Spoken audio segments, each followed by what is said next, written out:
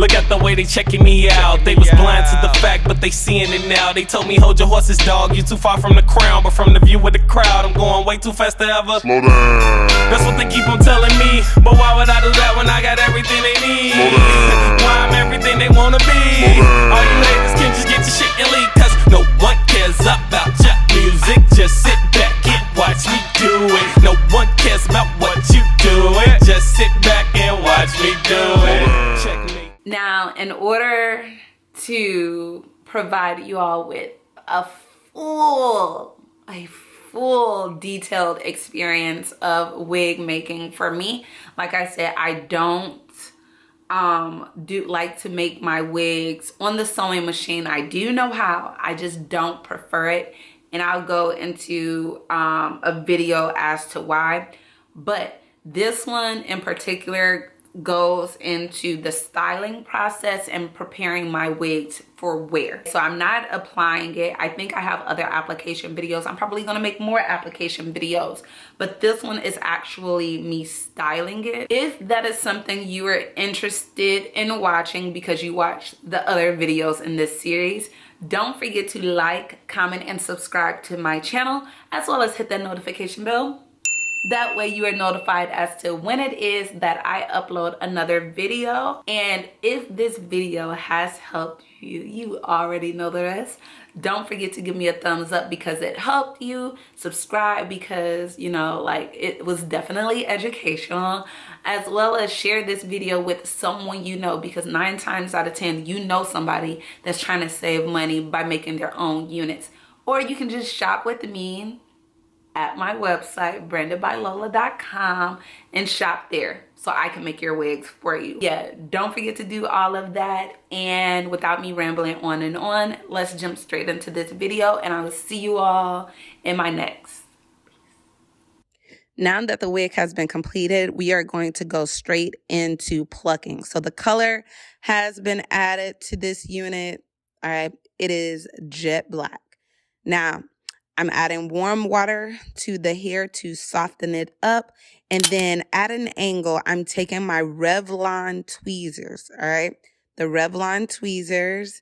And I am plucking the front part of the frontal initially, okay? So I'm going to start at the front part, and I am actually pointing my tweezers in a downward position, all right? So instead of pointing it directly on, I point it downward because I don't want those little white pieces to come up on it to thin it out. And once, I don't know if you all noticed this, but I'm not going to get directly on the front part of this. Like, I'm opening it up, all right? I am opening up to thin it out from within as well, not just in the front part of the frontal, because your natural hairline definitely doesn't thin out that way. Or at least my shit's just thin throughout. But, you know, that's a whole nother story. So I'm making sure to keep it moisturized and hydrated while I'm doing this to see how, in my opinion, it will look if I ever did like a sleek style in it.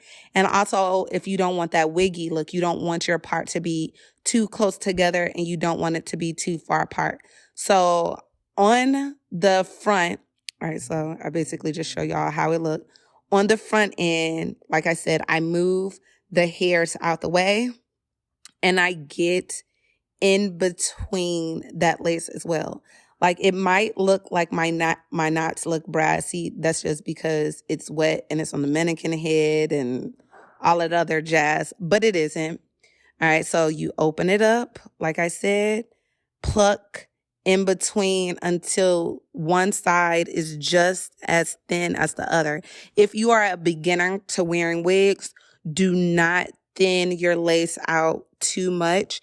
Like the hairline, don't thin it out too much because I have a whole nother vid that I go into explaining that. So once that is done, I am going to go ahead and add some mousse, comb that hair into place, and then I am going to blow dry it. Like I said, I want this frontal to be as sleek and as flat as possible, especially because I have so many bundles in it.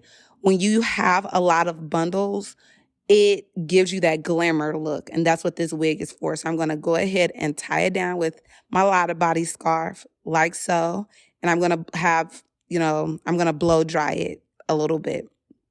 And then I'm taking some heat tamer, all right, and some blow drying assistant spray from Kenra and some hair oil. All right, like I said, this wig, since it was chemically colored, the luster is it's there, but it's not as lustrous as I would like it to be. So I'm blow drying this wig out so that when I do decide to flat iron it, it will be bone straight. And that's basically what I'm showing you all on this process. Like, I'm using I believe this is Andy's blow dryer with the comb attachment. So now to flat iron, I'm adding some heat protectant, and I'm taking my carbon fine tooth comb. I believe it's carbon fine tooth comb because it does really well with heat. And I'm taking my 2-inch flat irons, and I am flat ironing and combing at the same time. So doing the chase method, because I want this wig, like I said once before, to be bone straight. It might look as though I'm going fast, but I'm going extremely slow. This is just sped up for time's sake.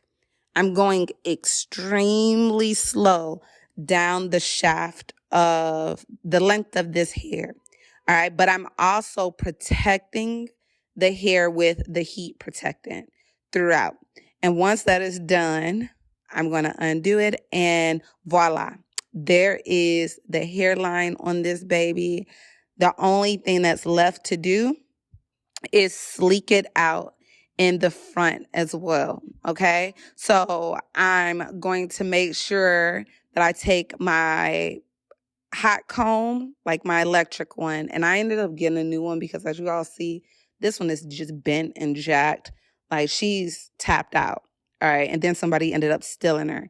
And I'm going to flatten everything out even more to make these edges easy for me to apply when I decide to apply this onto my head. Like, it's extremely silky, and I don't want to add too many baby hairs into this unit because it's my transparent unit.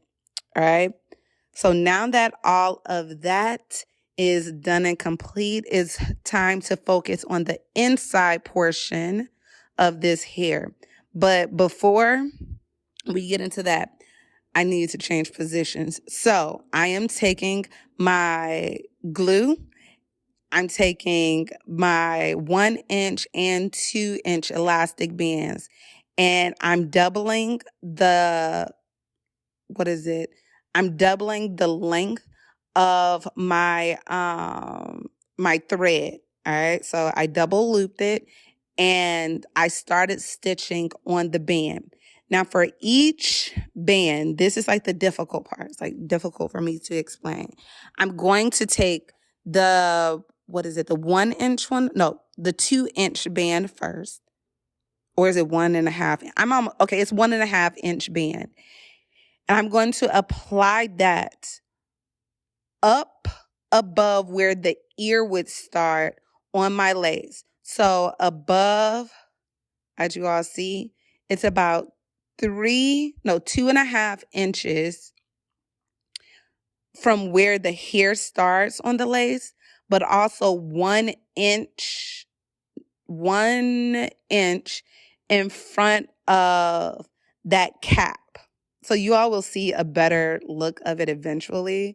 And then I start to thread it on there. Now, for this, I am using black thread. And the reason I'm using black thread is because I ran out of my transparent. I would suggest transparent thread or clear thread for this process. That's my personal opinion.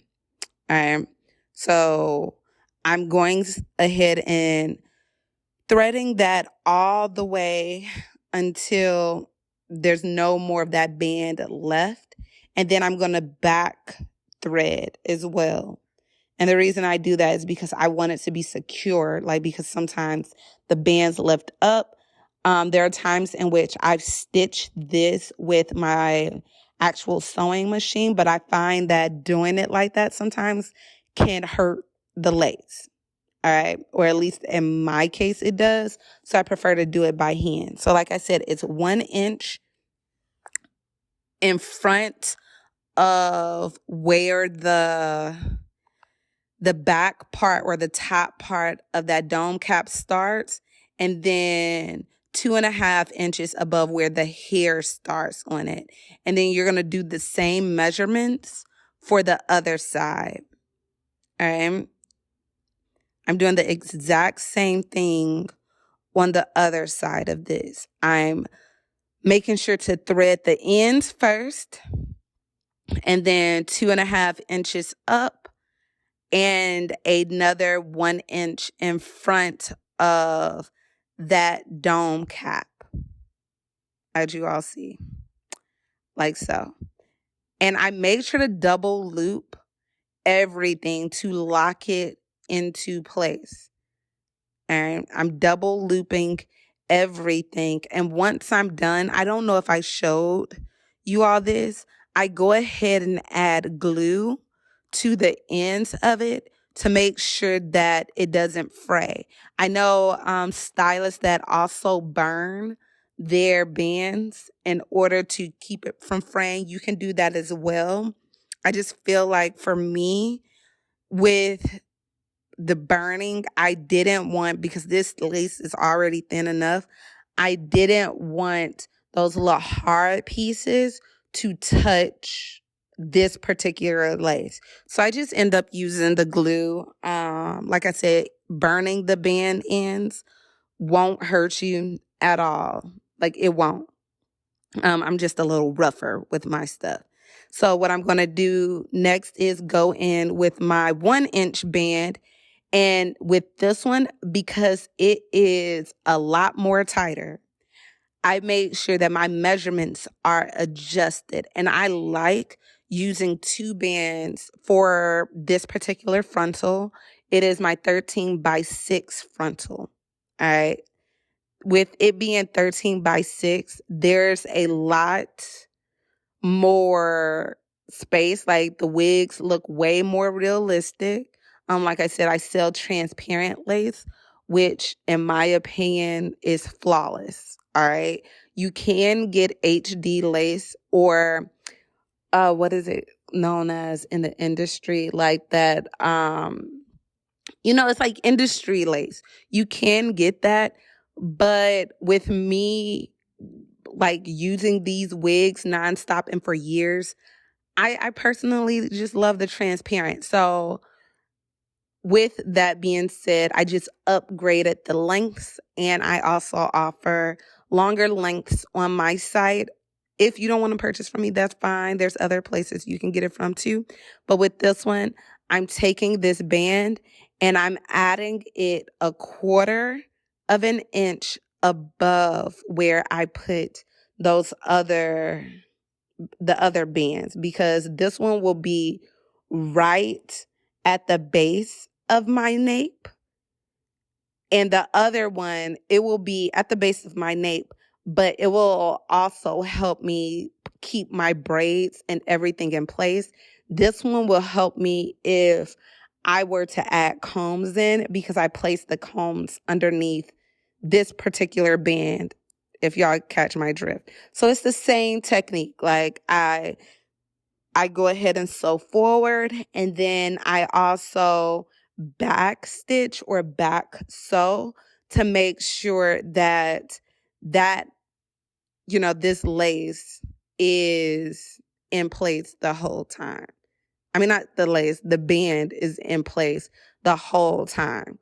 And if you wear your wigs the way that you're supposed to, you should only have to switch your bands out, I want to say, probably every 6 months. And that's with constant wear. I have too many wigs, so I haven't had to switch a band at all in my units. But if your wigs do tend to get loose, I suggest either switching the band out or pinching the band and sewing it up to get rid of some of that extra band that's on there. So pinching it and then sewing it and clipping off the excess band, to make sure that you go ahead and make it tighter. And that's for my newbies. Like, that's advice to my newbies. So yeah, that is just about it for this video. Eventually I will install it.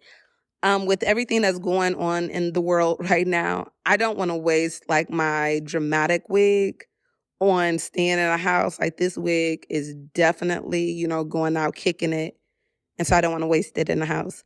But I will update you all on when it is that I do post that. And yeah, guys, I hope you all, like I said, enjoyed this video. Let me know if you have any questions. I want to help you all as much as I can with answering them.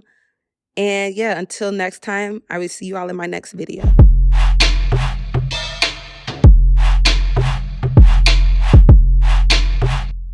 So,